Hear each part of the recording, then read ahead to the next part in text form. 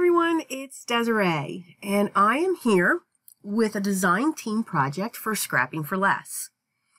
When I saw this stamp set, I absolutely fell in love. And what also made me fall in love with it, only for birthdays, but it's for baby in the family, or if you just want to say hi to somebody. So, stamp set, very versatile. So, of course, we're going to take our design panel. I used my wonky stitched rectangle die, and we're going to cut that out. And this is pretty much going to be a one-layer card.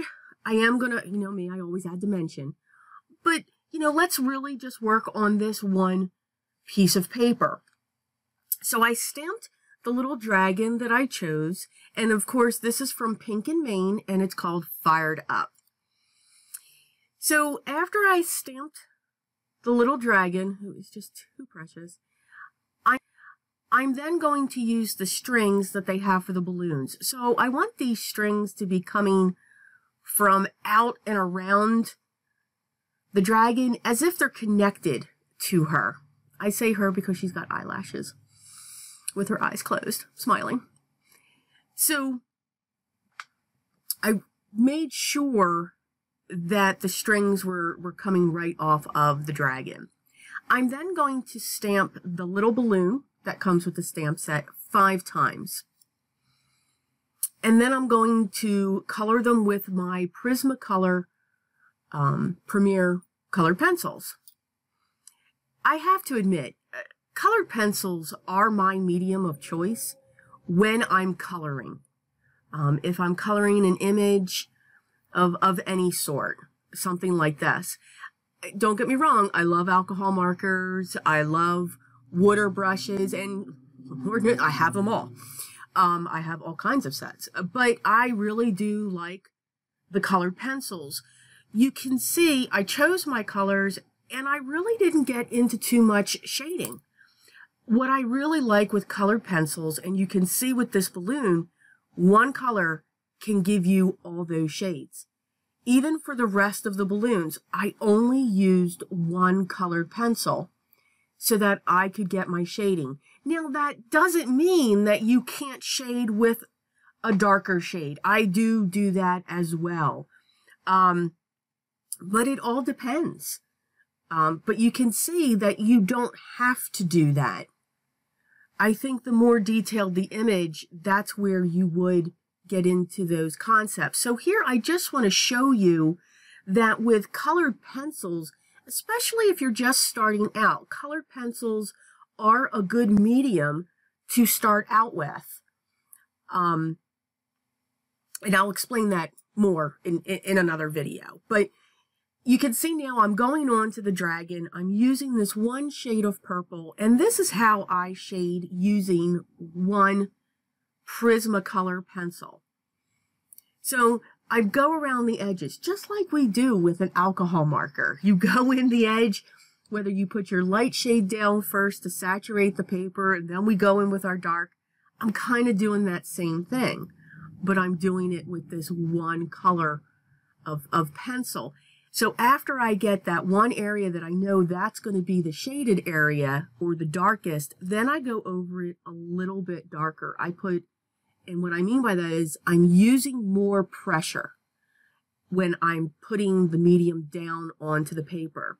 You can see when I'm using more pressure, my hand is closer to the point of the pencil. You'll see right here, when I go light, my hand is almost to the middle of the pencil, and it's just going in small circles. You can't see that because I've sped up this video.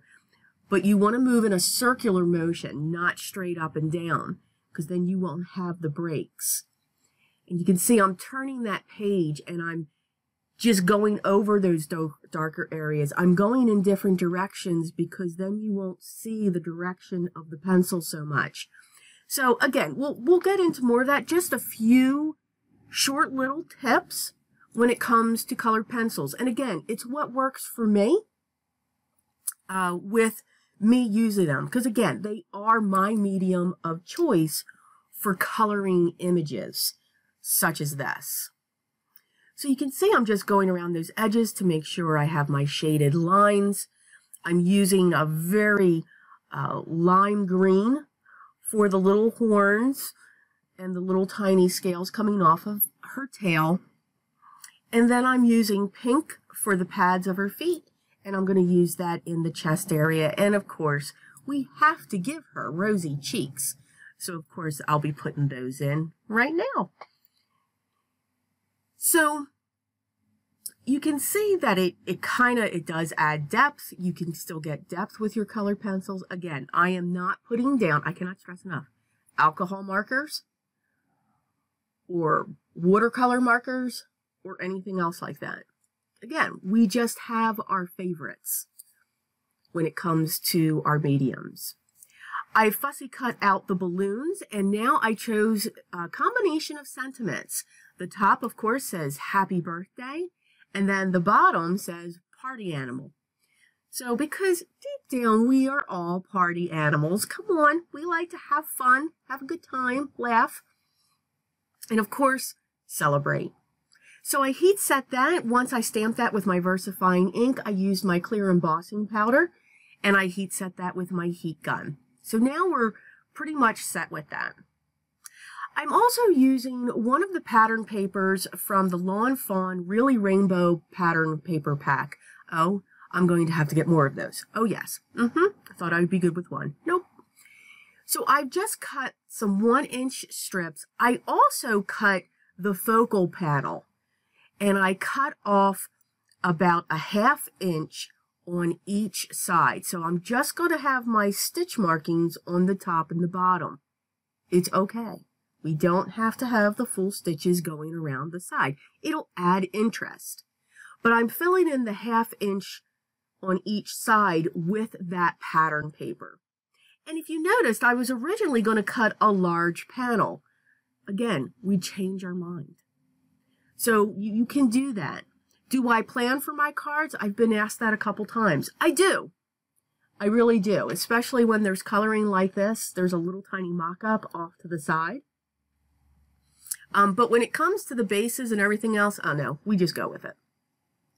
So once we have this down, I did use Fun Foam to place this down on my 4 1/4 by 5 1/2 top folding card base. You know, with any sentiments, I tend to try to add my own handwriting, so I added 3 dots after happy birthday, and of course an exclamation point after party animal. Our balloons, of course, that we've just colored are going to go on the edge of the strings, and I'm going to use foam squares. I thought I could get a foam square on each balloon. No, had to cut it down. So we'll be cutting those foam squares in half, and they're going to be placed around the head. No particular order, just had fun with the rainbow colors.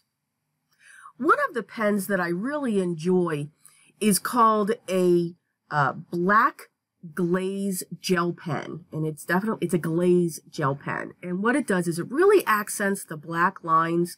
So I filled in the nose, I went over her eyes and eyelashes and her little tiny mouth just so that they would stand up, and it gives a little bit of dimension. I'm using my Spectrum Noir glitter pen to go over the balloons just to add some shine and sparkle to them. And then I'm using my glossy accents to fill in the notch that I kept white for the highlight of each of the balloons. Again, to give just a little bit more dimension. And that is our card for Scrapping for Less. I hope you enjoyed it. Here's the close-up of the card that we made here together. I hope you give this a try. Please, I encourage you to check out the Scrapping for Less website, and of course that's scrappingforless.com. Check out their site. They have so many great items available for purchase, including this stamp set, which of course will be linked down below. If you have any questions, please leave them down below as well, and I'll get back to you as soon as I can. I hope you enjoy the rest of your day, and I hope, as always, be creative. Take care, everyone.